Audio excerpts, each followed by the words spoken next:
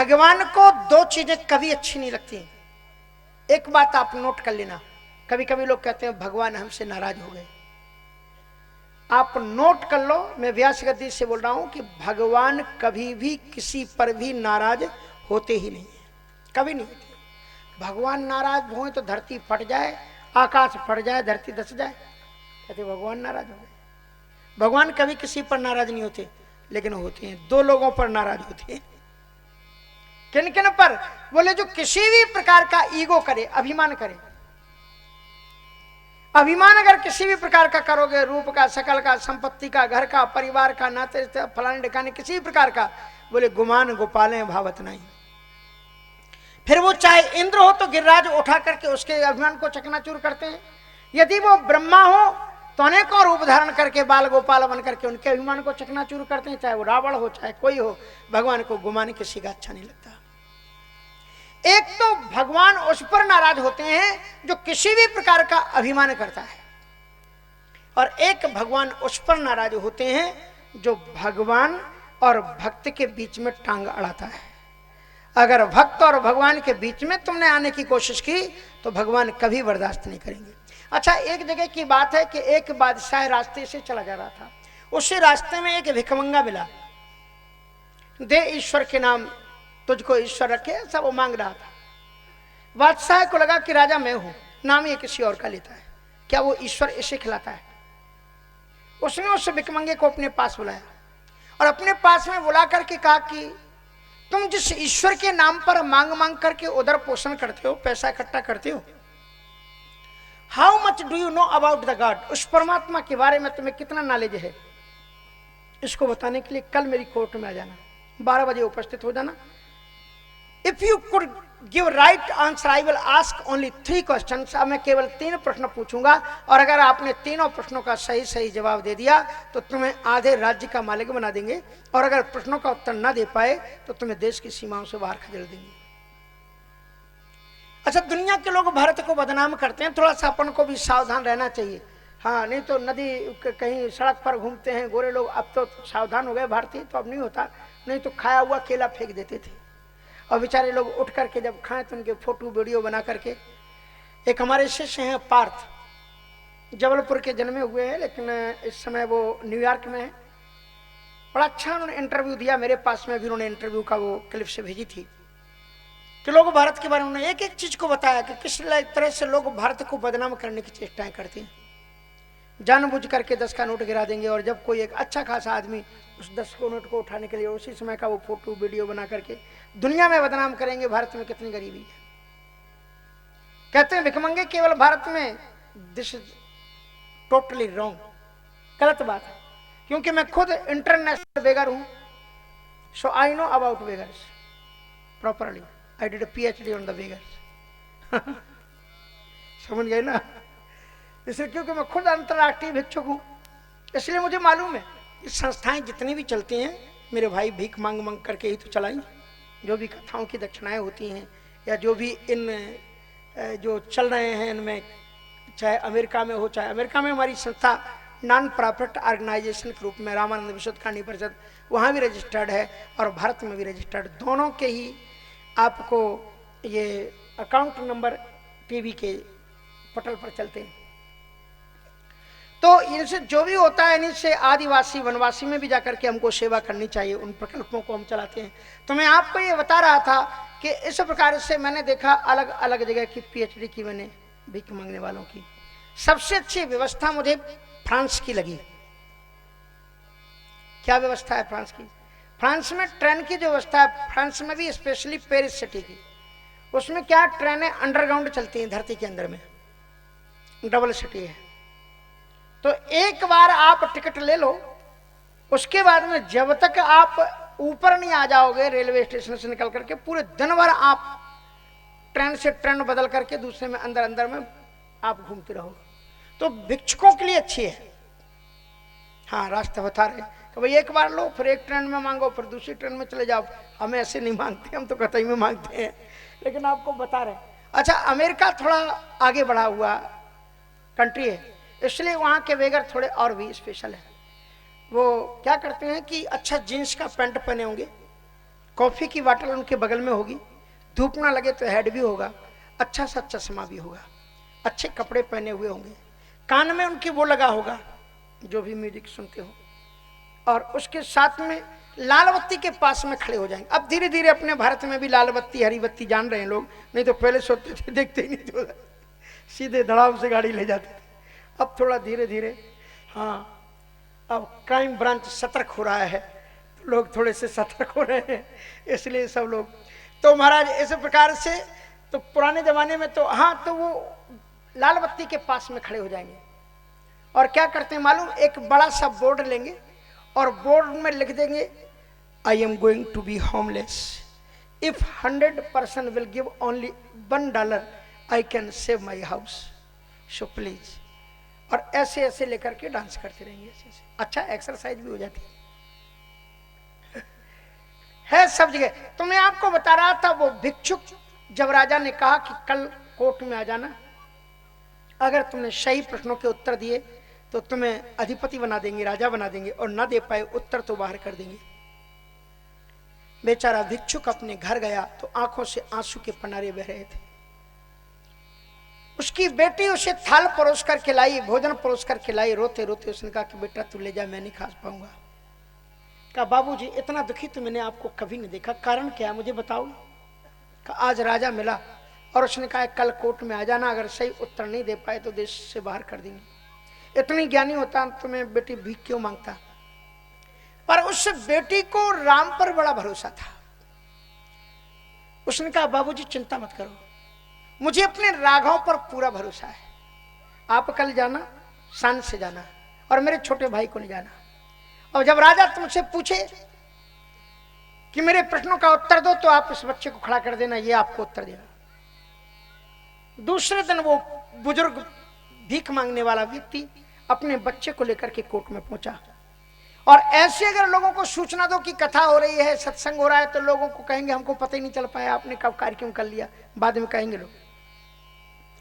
और अगर यहाँ पर वो थोड़े से बॉम्बे वाले बच्ची को किसी को बुला दो जो फिल्मों में काम करते हैं, बेचारे कितने गरीब हैं, हम यहाँ कपड़े बांटने जाते हैं वो उधर आदिवासियों में, तो मुझे कभी कभी याद आता है आदिवासियों में नहीं बॉम्बे में जाकर के कपड़े बांटना चाहिए।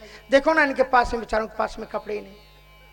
हाँ, तो वो अगर बुला दो उनमें से किसी को, तो बिना बुलाए इतनी भीड़ होगी कि खेत खत्म हो जाएंगे तुम्हारे। कथा सत्संग में लोगों को थोड़ा टाइम, पर यहाँ तो बहुत श्रद्धालु हैं डेहरी और हमारे आसपास के गांव के लोग, कि पानी बरसने की भी उन्होंने कोई परवाह नहीं की। और लोग धूप में भी, कल माताओं ने परीक्षा दी ठाकुर जी को कि धूप भी, क्योंकि हमारा पंडाल उड़ गया था, फिर भी माताएं ने कहा कि ठीक है हम धूप में भी बैठ करके कथा को सुनेंगे। तो एक बार हमारे सभी भक्तों के लिए, श्रोताओं के लिए ताली बजा दिए। यहाँ के लोग तो ताली बजा ही रहे हैं, जो हमारे यूट्यूब चैनल से और जो शुभारती चैनल में देख रहे हैं वो सब लोग भी ताली बजाओ कि जिस स्थल से आप कथा सुन रहे हैं कि उन्होंने कितनी सुंदरता और श्रद्धा के साथ में कथा को श्रवण कर रहे हैं। तो इस प्रकार से वहां काफी भीड़ थी। उस दिन बुजुर्ग आया, राजा सिंहासन पर बैठा, कहा मेरे प्रश्नों का उत्तर देने के लिए तैयार हो। तो उस बुजुर्ग को थोड़ा सा जोश आ गया भीड़ को देख करके। उस बुजुर्ग ने कहा तेरे जैसे मिट्टी के लोथड़े के प्रश्नों को उत्तर देने के लिए मेरा छोटा बेटा ही काबिल है। तो लोगों ने कहा बाप रे बाप, अब तो इसे फांसी की सजा मिलेगी। तो राजा ने बच्चे से कहा कि खड़े हो जाओ। खड़ा हो गया, कहा मेरे प्रश्नों का उत्तर दोगे? Sir I will try my best, मैं कोशिश करूंगा। कहा बताओ ईश्वर क्या कहाँ रहता है? तो बच्चे ने आंख बंद करके कहा कि सूर्योदय जहां से होता है, जहां तक सूर्यास्त होता है, जहां तक सूर्य की रश्मियां जाती हैं, गॉड इज ओमनी प्रेजेंट, सर्वत्र मेरे ईश्वर का प्रकाश है, निवास है। सारे लोगों ने तालियां बजाई। का बच्चे का उत्तर एकदम सही है। राजा ने दूसरा प्रश्न पूछा कि बता ईश्वर क्या खाता है? का ईश्वर अहंकारियों के अहंकार और भक्तों के भाव का भोग लगाता है। लोगों ने कहा बच्चे ने उत्तर एकदम सही दिया है, तीसरा प्रश्न उत्तर देने के लिए तैयार हो जाओ। तो भिक्षुक बच्चे ने कहा कि बाबूजी, मैं तीसरे प्रश्न का भी उत्तर देने के लिए तैयार हूं, लेकिन हमारी भारतीय संस्कृति ये है कि जो ज्ञान लेता है उसे नीचे आना पड़ता है और जो ज्ञान देता है उसे ऊपर बैठाना पड़ता है, इसलिए आप नीचे आइए और मैं सिंहासन पर बैठूंगा। After that you may ask a question. Third one. लोगों ने कहा बात तो ये सही है, तद्विधि प्रणिपातेन परिप्रश्नेन सेव्या, प्रणिपात करते हुए प्रश्न को पूछा जाता है। अब महाराज उस राजा को नीचे उतरना पड़ा पब्लिक के रुख को देखते हुए, और वो भिकमंगा बालक उस सिंहासन पर बैठा और उसने गर्ज करके पूछा कि बताओ ईश्वर क्या करता है। तो बच्चा ठहाका मार करके हंसा कि राजन तुम बड़े बेवकूफ हो, तुम्हें अभी तक पता नहीं चला कि ईश्वर क्या करता है। ईश्वर यही करता है कि हमारे जैसे भिकमंगों को ताज पहना देता है और तुम्हारे जैसे बादशाहों को जमीन पर उतार देता है। ईश्वर यही करता है। मशकई करई बिरंच इव अजय मशकते हीन अस विचार तज संशय रामय भजय प्रवीण विनिश्चितम बदामिते न अन्य था वचांश में हरिम नरा भजनते दुष्टरम तरंती। इसलिए किसी भी परिस्थिति में राम का भरोसा रखो, क्योंकि राम जी तुम्हारा बेड़ा पार कर ही देंगे, तेरा राम जी। इसलिए जब आप जीवन में वह तन्मयता लाओगे तो भगवान का भरोसा रखो। तेरा राम जी करेंगे बेड़ा पार, उदासी मन काहे को डरे। तेरा राम जी करेंगे बेड़ा पार, उदासी मन काहे को डरे। तेरा राम जी करेंगे बेड़ा पार, उदासी मन काहे को डरे।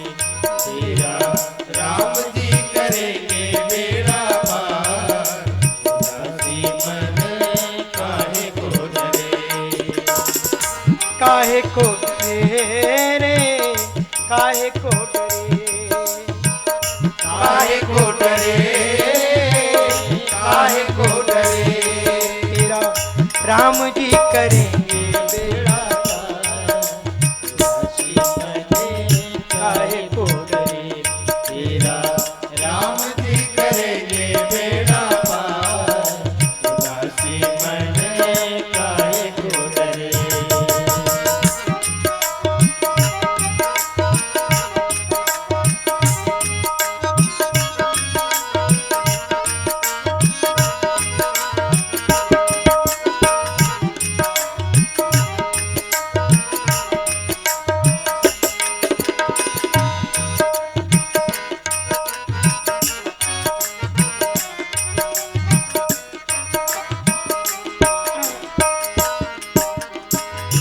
नैया करे दे राम हवाले, लहरे लहरे हरि आप सब। नैया करे दे राम हवाले, लहरे लहरे हरि आप संभाले। नैया करे दे राम हवाले, लहरे लहरे हरि आप सब। नैया हरि बोल। राम हवाले, लहरे लहरे हरि आप संभाले। हरि आप ही उतारे पल्ली पार, उदासी मन काहे को डरे। हरि आप ही उतारे पल्ली पार, उदासी मन काहे को डरे। राम जी करेंगे बेड़ा पार, उदासी मन काहे को डरे।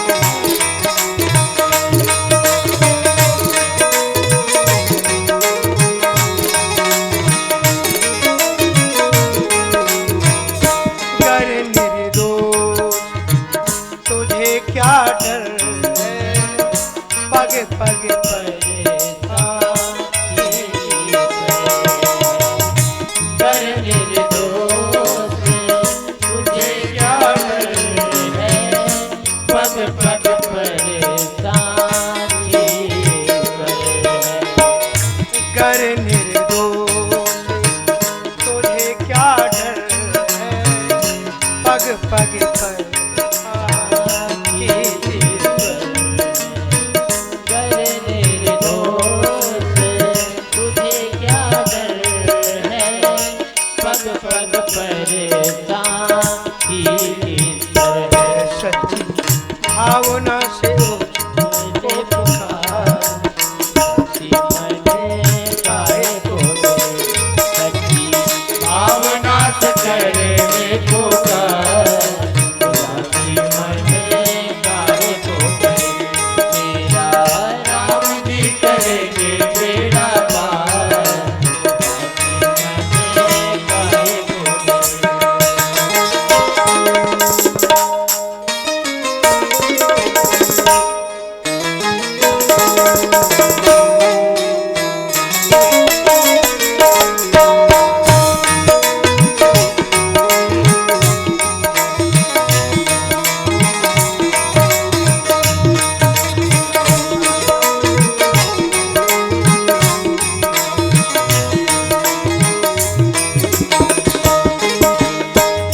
सहज किनारा मिल जाएगा परम सहारा मिल जाएगा, सहज किनारा मिल जाएगा, परम सहारा मिल जाएगा। सहज किनारा मिल जाएगा परम सहारा मिल जाएगा, सहज किनारा मिल जाएगा, परम सहारा मिल जाएगा। सबके देख एक बार उदासी मन काहे को डरे, कोई सबके